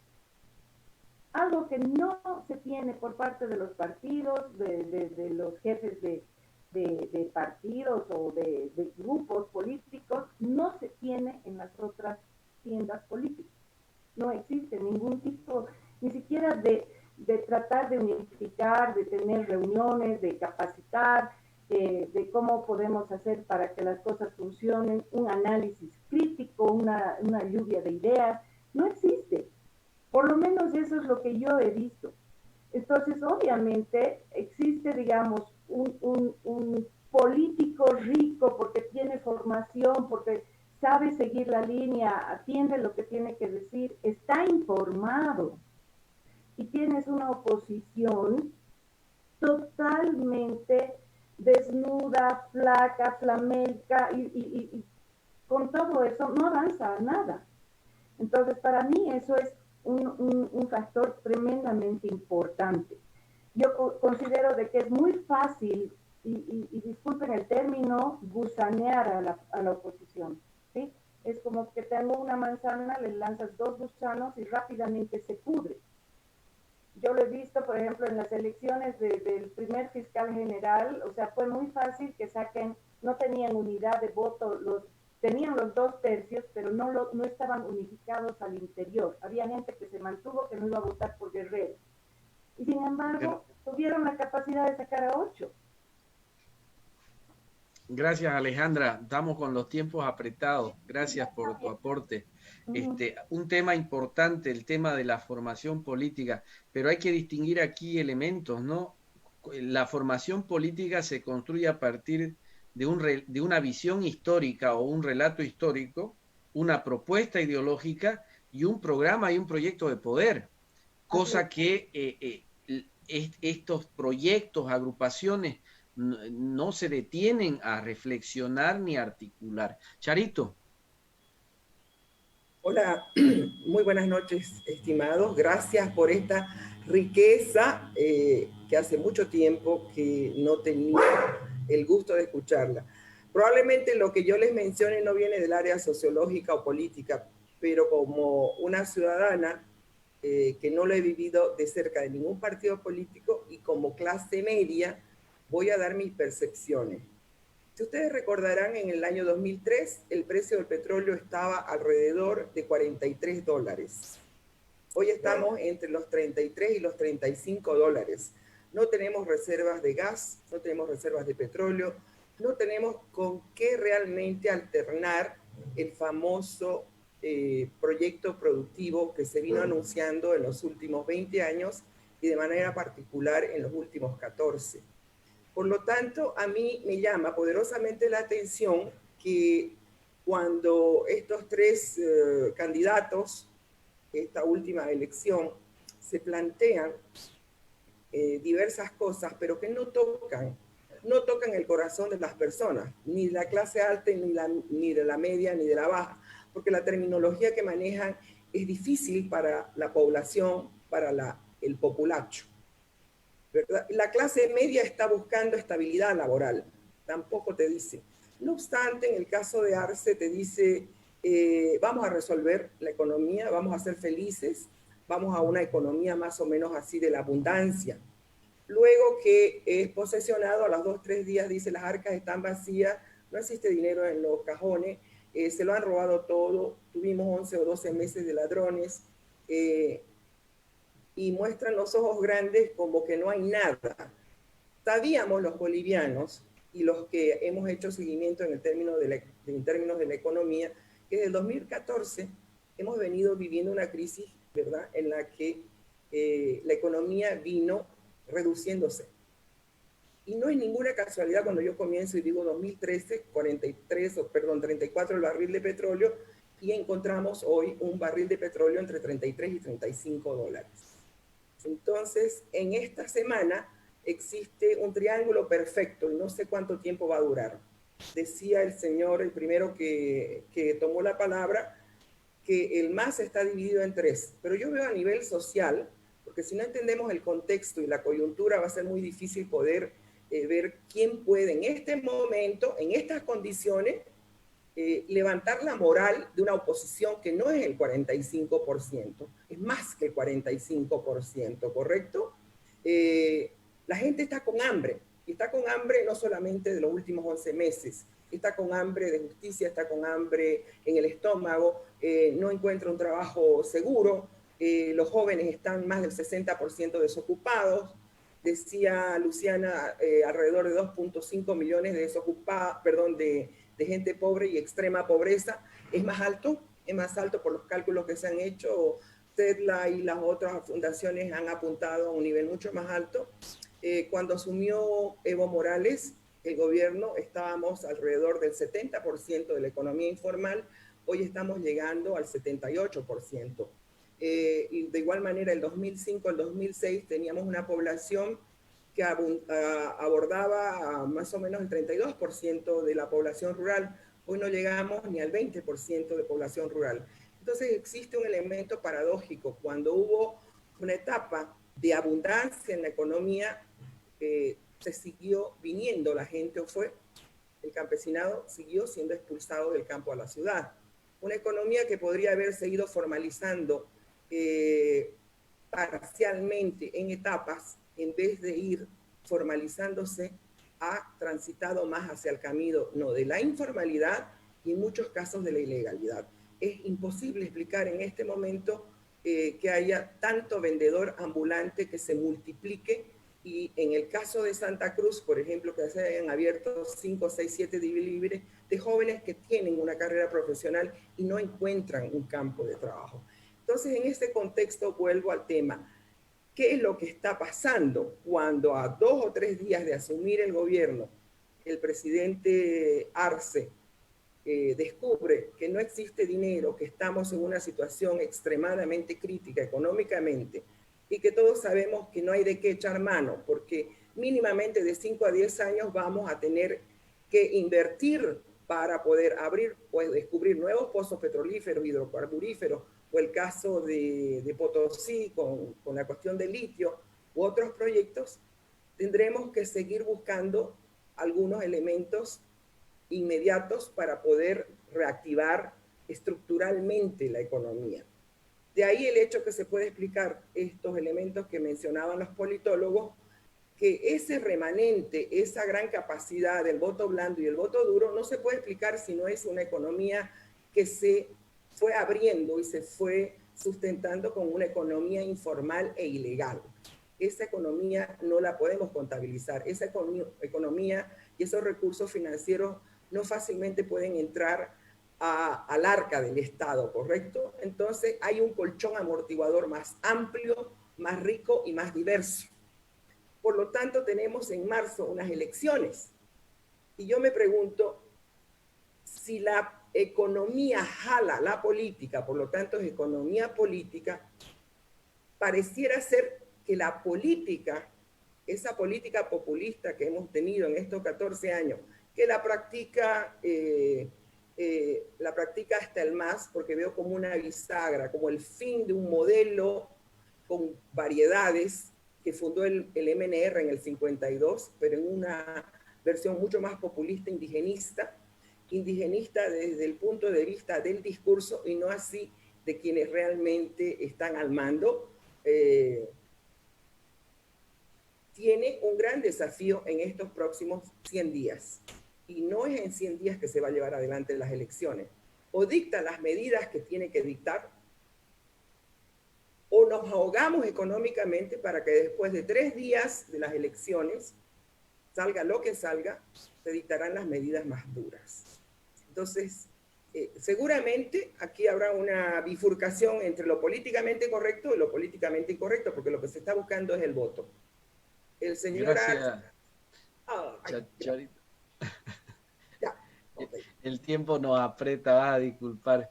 Bien, yo quisiera, con todas estas reflexiones, ya para ir cerrando, plantearles unas preguntas a nuestros invitados ya para la despedida. ¿Cómo ven, cómo perciben a ustedes el escenario parlamentario? ¿Cómo se puede articular este escenario parlamentario? ¿Cómo puede la oposición articular en el espacio que tiene para hacer una oposición efectiva? ¿Existe la posibilidad o definitivamente se perdió con el cambio de los reglamentos? Vamos de atrás para adelante. Luciana, Enrique y Armando. Adelante, Luciana. Sí, bueno, creo que el panorama cambió un poco, ¿no? Inicialmente se hablaba de que íbamos a tener un bipartidismo polarizado. Creo que lo que tenemos actualmente es un partido con tendencia hegemónica, pero pragmática, ¿no? Y este rasgo es fundamental porque nos permite ver un MAS que va a ser, se va a mover muy en función de la coyuntura económica, política que tenga, ¿no? De ahí lo pragmático, que ya no es tanto este bloque duro, sino que va a estar en función de las coyunturas críticas que se nos vienen. Yo creo que la oposición, como les decía, está en un gran desafío porque ¿cuál es realmente una oposición efectiva? Es una oposición que bloquea, es una oposición que propone, es una oposición que negocia, ¿no? Entonces, entre esas tres vetas, la oposición va a tener que moverse. Yo creo que está realmente en un problema serio, sobre todo porque se trata de partidos que carecen de estructuras políticas a nivel nacional, incluso a nivel local, ¿no? Son alianzas y muchas veces articuladas en función de un candidato que tienden, como ustedes mismos lo han dicho, a replicar el patrón caudillista de la cultura política nacional. Entonces, ¿cómo esto va a operar en términos de coordinación y de homogeneidad? Es un problema. De hecho, ya ya ha habido algunos indicios de diferencias internas, ¿no? Lo que te da cuenta precisamente que no tenemos partidos como tal, sino alianzas que fluctúan y que va a ser muy difícil que operen como partidos y que puedan negociar entre sí. A mí me da la impresión, como les decía antes, que la oposición se va a mover en los dos planos, se va a mover en el sistema de partidos y también se va a mover en la calle. Y creo que esto hay que un poco acostumbrarse porque va a ser parte de la política de aquí en adelante. Gracias, Luciana. Antes que siga con Enrique, hay una pregunta que en las redes sociales nos la están haciendo. Dice, ¿la sociedad civil siente una traición y dudas razonables de un posible fraude? ¿Qué estrategias podría tomar la sociedad civil para conformar o construir un instrumento político nuevo, aparte de esta oposición fraccionada? Tenés la palabra, Enrique. Gracias, Manfredo. Bueno, primero en el tema del Parlamento, realmente es preocupante porque básicamente todo el análisis que hemos estado haciendo, que nos ha llevado a este momento, nos deja obviamente un Parlamento que va a tener muchos desafíos. Entonces, realmente tienen que hacer conciencia de lo que va a significar, al menos el bloque opositor, todas las decisiones que van a ir tomando por el bienestar del país, de los ciudadanos. Entonces, vuelvo nuevamente a ese concepto. O sea, es importante que la política actual entienda cuál es su rol, o sea, para qué están, cuál es su función. No están para seguir una instrucción solo para buscar el bienestar de una persona o dos. Están, obviamente, buscando el bienestar en un momento crítico, decisivo, con esta decreción económica, problemas de salud y crisis política que ellos la están sufriendo ahí directamente. Entonces, las primeras señales que nos han dado nos dejan preocupados, pero usémosla también como mandarles un mensaje de reflexión de lo que ellos tienen que conllevar. Aquí ellos están empezando una nueva etapa y están en la oportunidad de hacer una reflexión y construir en base a las cosas correctas y cosas bien, en base a convocar una unidad, dejando sus espacios o sus intereses personales, que ya lo hemos visto desde el inicio, ¿no? O sea, ¿quién va a ser fulanito? ¿Dónde va a estar menganito? Divisiones, se cruza uno al otro partido y entonces estamos viendo deslealtades, estamos viendo algunas situaciones que nos preocupan. Entonces, esperemos y mandamos este mensaje de apoyo a ellos en esta situación difícil para que tomen la unidad y tomen, obviamente, la responsabilidad del rol que ellos tienen que cumplir como fiscalizadores de todo este nuevo proceso donde los bolivianos nos estamos jugando nuestro futuro. Y bueno, en base a la otra pregunta que justamente llegó cuando me tocó, la preocupación que hay del padrón, ¿no? O sea, realmente esa es una preocupación, es una duda que tenemos todos los bolivianos y que obviamente se tiene que aclarar. Tenemos que seguir exigiendo, usando toda nuestra herramienta, esa aclaración. Yo dudo mucho que ahora se pueda hacer algo antes de estas elecciones por el comportamiento que estamos viendo de la Corte Electoral y también obviamente que están siendo omisión a toda esta solicitud. Pero tenemos que seguir como ciudadanos exigiendo, y ahora los nuevos parlamentarios, porque necesitamos un nuevo censo, necesitamos un nuevo padrón electoral por todas las migraciones internas que hemos tenido también en nuestro país, para trabajar de forma ordenada y toda decisión que vamos tomando sea obviamente de una forma científica, estudiada, para ir cumpliendo las necesidades que tiene este país, que es tan diverso y tan distinto en cada departamento. Bueno, eso sería, y realmente no sé si es que voy a volver a hablar, así que les mando un abrazo a todos y realmente ha sido espectacular escuchar cada intervención. Gracias, Enrique. Armando,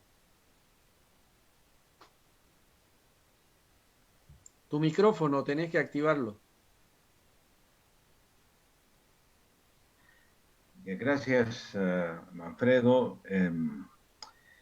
Sí, es una pregunta crucial la que hace en este momento, porque para mantenerse dentro de los márgenes de la institucionalidad democrática, tiene que funcionar el Parlamento.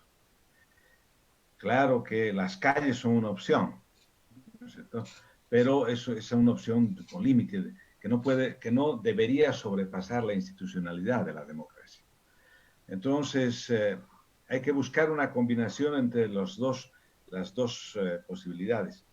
Miren, cuando Evo Morales estuvo en el Parlamento, cuando llegó por primera vez al Parlamento, el año 1997, la bancada que lo sustentaba eran 4 diputados uninominales de Cochabamba, nada más. Pero hacían temblar el país, ¿no? Al extremo, pero no era solamente, obviamente que no era solamente por la capacidad en el Parlamento.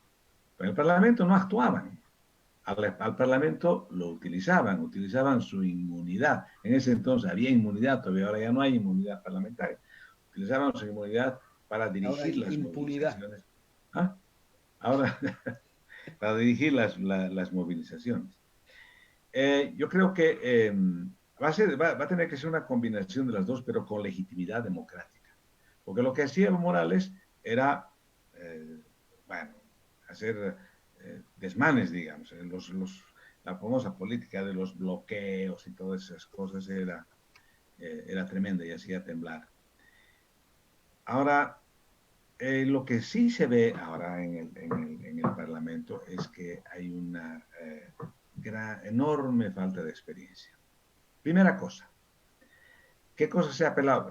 Obviamente, hace cuántos años, hace muchísimos años, que no había pues mayorías propias en el Parlamento, ¿no es cierto?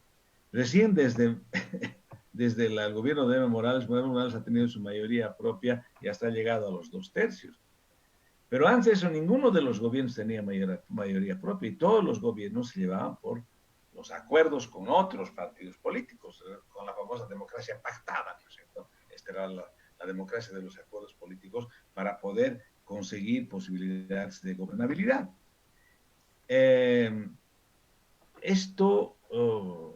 Cuando un partido tiene una mayoría propia, ya está habilitado para una gran cantidad de acciones. Y eso hubiera ocurrido con el MAS, ¿no es cierto? Con una mayoría propia, podría operar el 90% de las acciones parlamentarias, por lo menos el 90% simplemente con la mayoría absoluta.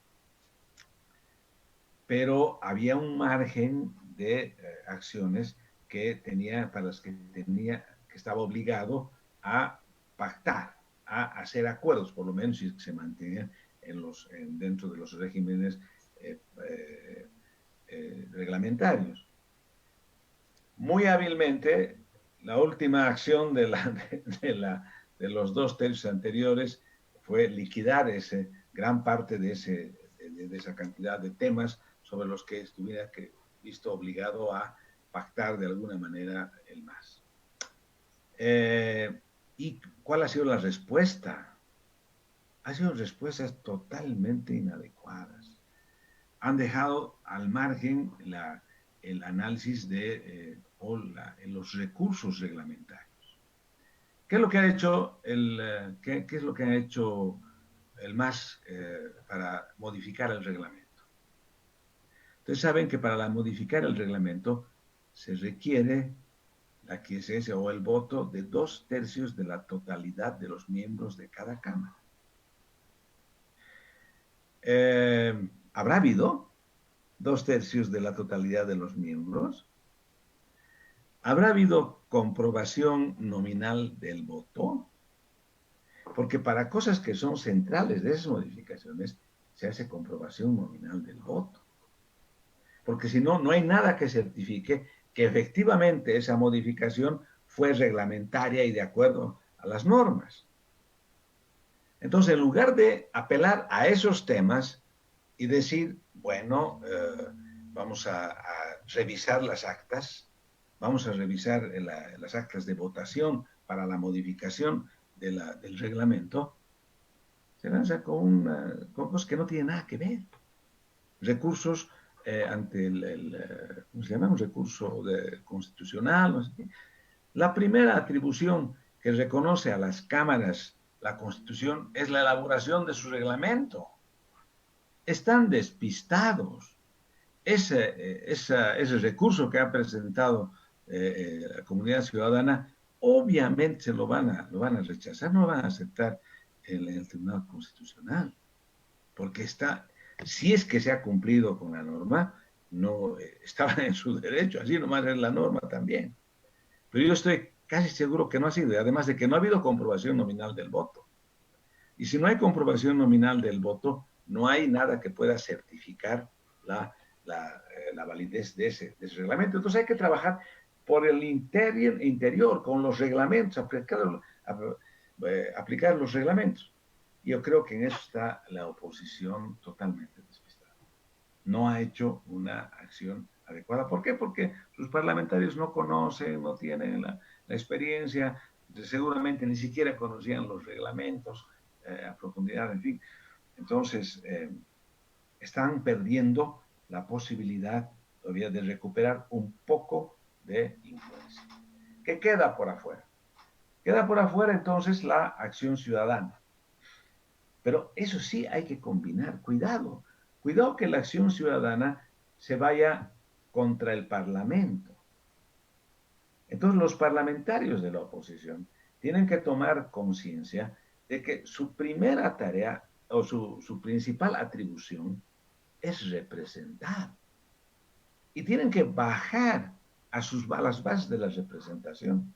Tienen que reencontrarse con las bases electorales.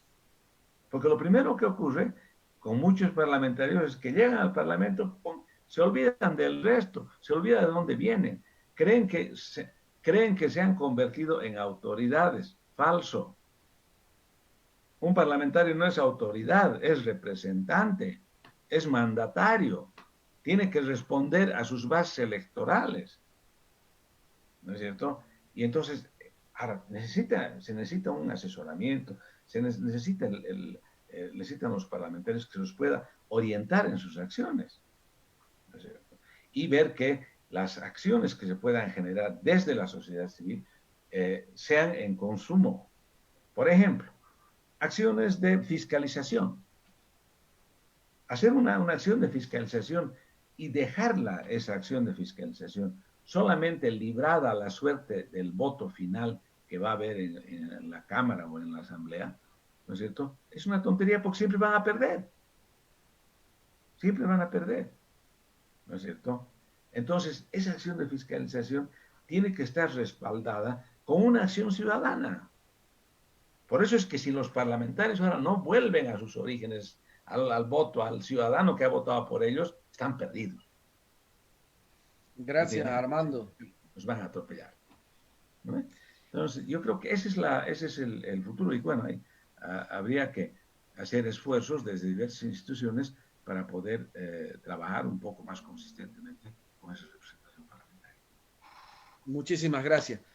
Bueno, creo que hemos llegado a nuestra hora. Yo les agradezco muchísimo, los felicito a nuestros tres invitados y a este selecto grupo que han compartido con nosotros la sala virtual. La verdad que muy rico los aportes. Creo que después de este tipo de debates a veces uno se va con muchas más preguntas que respuestas, ¿no es cierto? Pero en definitiva creo que ese es el rol del proceso reflexivo que tenemos que tener. Yo creo que finalmente lo que se nos plantea aquí, y haciendo un resumen muy acotado de las cosas que se han dicho, son los grandes desafíos que tiene el sistema político, que nos presenta el sistema político, ¿no? Y yo voy a mencionar tres. Primero, los esfuerzos de articulación del bloque de oposición, si es que realmente tienen capacidad de articular, sobre todo en el ejercicio parlamentario, que lo último que decía Armando es fundamental, entre ellos mismos y entre sus electores, ¿no? Creo que es un importante elemento. El otro desafío, otros desafíos también, o preguntas que se nos presentan es ¿cómo va a resolver el MAS sus contradicciones internas? ¿Quién se va a imponer? ¿Se va a imponer la línea, yo diría, entre comillas, democrática, o se va a imponer finalmente la línea dura en estas disputas que existen entre los nuevos liderazgos y los liderazgos salientes que, mal que mal, ya lo ha dicho Luciana y lo han dicho también Armando, representan nomás una tendencia estructural sólida y fuerte dentro del movimiento al socialismo, ¿no? Y además cómo van a enfrentar también los desafíos que nos plantea la crisis pandémica por una parte y la crisis económica. Creo que las señales vamos a tenerlas al menos creo que va a correr en paralelo de este proceso electoral en los próximos 100 días. Y finalmente, el otro desafío, que creo que es el más importante, en los próximos 5 años, la oposición tiene que entender que para enfrentar un proceso de construcción hegemónica que ha logrado o está construyendo el movimiento al socialismo, es necesario pensar en un proyecto político institucionalizado, no antimacista, sino contrahegemónico. Y ese es un concepto que creo que involucra la capacidad de articulación de la diversidad en cuanto a expectativas, de la diversidad del país, las distintas expectativas que ya no solamente responden a incentivos o a factores de carácter identitarios en términos de origen, sino también a factores de carácter regionales, que hay que ver cómo se superan esas barreras en la búsqueda de construir un proyecto con visión nacional, ¿no? Para eso hay 5 años. Lo que pase en estas elecciones subnacionales, bueno, estará abierto a la voluntad política de las aspiraciones e intereses muy particulares de los líderes que hoy están comandando las fuerzas que van a disputar los espacios territoriales, que son de carácter muy particular y que no responden a las respuestas que necesita el país en su conjunto.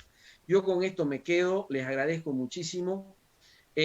Vamos a seguir en esta dinámica, espero que ustedes sigan participando y bueno, creo que hay todavía mucha tela que cortar y mucho que reflexionar en este país. Gracias Luciana, Gracias Armando, gracias Enrique por su participación y gracias a todos ustedes los que nos han acompañado aquí en la sala virtual y en las redes sociales, que hemos tenido un promedio interesante de asistencia y comentarios. Que les vaya muy bien y nos vemos en una próxima oportunidad. Chao, chao. Gracias.